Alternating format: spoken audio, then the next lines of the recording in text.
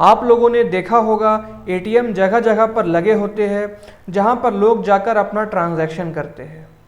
अगर आप भी इस बिज़नेस को चालू करना चाहते हैं तो बता दें कि अगर आप एटीएम मशीन को अपनी ज़मीन पर लगाते हैं तो इसके बदले आपको पैसे मिलते हैं। लेकिन कैसे मिलते हैं ये जानना बहुत ज़रूरी है।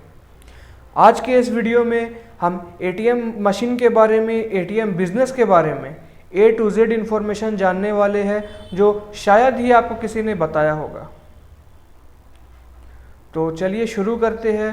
मेरा नाम है सोहेल आलम और ये है आपका अपना YouTube चैनल जहां आपको एजुकेशन, मोटिवेशन और बिजनेस से रिलेटेड बहुत सारी वीडियोस देखने को मिलेगी।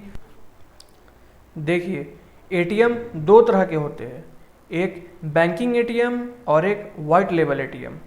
तो सबसे पहले बात करते हैं बैंकिंग एटीएम की। बैंकिंग एटीएम वो एटीएम होते हैं जो बैंक के द्वारा लगाए जाते हैं।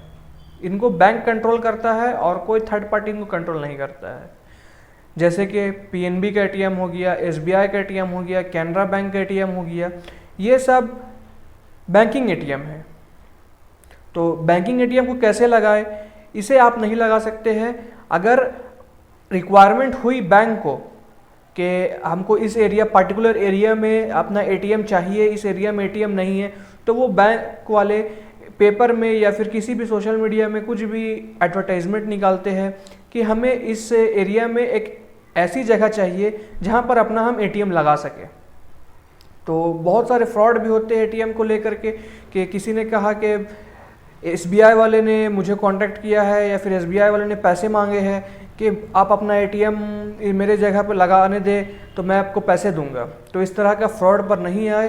ये सिर्फ रियल एडवर्टीजमेंट और बैंक वाले ही डिसाइड करते हैं कि कहाँ एटीएम लगाना है, नहीं लगाना है। तो सेकंड एटीएम हो गए white label ATM. White label ATM वो हुआ जिसको बैंक कंट्रोल नहीं करता है। ये एक थर्ड पार्टी कंट्रोल करती है इस एटीएम को, जहाँ पर लोग अपना ट्रांजैक्शन करते हैं। आप लोगों ने देखा होगा कि टाटा का इंडी कैश हो गया, मुथूट का एटीएम हो गया या फिर इंडिया वन एटीएम हो गया। ये सब जो एटीएम है ये कि कोई भी बैंक कंट्रोल नहीं करती है इसको। ये एक थर्ड पार्टी एटीएम है या फिर यूँ कहे वाइट लेबल एटीएम, जिसपे आप जाकर अपना ट्रांजैक्शन करते हैं और इसके बदले में जिस भी एरिया में या जिस भी घर में या किसी के भी घर पर ये लगा है उसको पैसे मिलते हैं। तो इसको कैसे लगाया जाए, इसे लगाने के लिए आपको इन एटीएम वालों को कांटेक्ट करना होगा। मैं इस डिस्क्रिप्शन में, अपने इस वीडियो के डिस्क्रिप्शन में इन तीनों एटीएम का वेबसाइट दे दूंगा। आप जाकर वहां पर डिटेल्स जान सकते हैं और इस एटीएम को अपने घर पर लगा सकते हैं। तो इस एटीएम को लगाने के लिए या कोई भी एटीएम को लगाने के लिए आपको क्या क्या रिक्वायरमेंट्स चाहिए।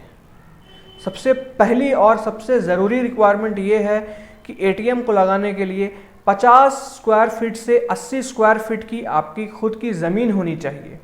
तब जाकर आप अपने घर पर या फिर अपने किसी भी एरिया में इस एटीएम को लगवा सकते हैं। पॉइंट नंबर 2, आप जिस भी एरिया या फिर अपने घर या शॉप पर एटीएम लगाना चाहते हैं वो एरिया हाई पब्लिक एरिया होनी चाहिए, जहां पर लोगों का आना जाना लगा रहना चाहिए और वो एरिया ग्राउंड फ्लोर पर होना चाहिए। वहां पर 24 घंटे इलेक्ट्रिसिटी होनी चाहिए। ऐसा ना हो कि कोई बंदा एटीएम कार्ड लेकर गया और एटीएम में लगाया और लाइट चला गया तो उसका एटीएम वहीं पर फंसा रह जाएगा। ऐसा नहीं होना। पॉइंट नंबर 3, ये जो आपका एरिया होना चाहिए वो एक ऐसा एरिया होना चाहिए जहां पर 100 ट्रांजैक्शन डेली के हो। मैं ये इसलिए कह रहा हूं कि नॉर्मली जो बैंकिंग एटीएम होते हैं वो एक किराए पर लगे हुए होते हैं आपके एरिया में। तो उनका किराया फिक्स होता है कि अगर वो एडवर्टाइजमेंट निकालते हैं तो बोलते हैं कि 10,000 देंगे या 50,000 देंगे इससे 50 से 80 स्क्वायर फीट के ज़मीन के लिए। तो उस हिसाब से वो अपना किराया देते हैं और बदले में ट्रांजैक्शन करते हैं, तो फिर उनको पैसे उनके पहुंचते हैं। लेकिन वाइट लेबल एटीएम में ऐसा नहीं होता है। इसमें आपको पर ट्रांजैक्शन पर पैसे मिलते हैं। अगर आपको डेली 100 ट्रांजैक्शन आपके एटीएम पर हो रहे हैं तो महीने का आपके 50 से 60 हज़ार रुपये कहीं नहीं गए और हो सकता है कि लाख रुपए भी आप अर्न कर सको इस वाइट लेबल एटीएम पर।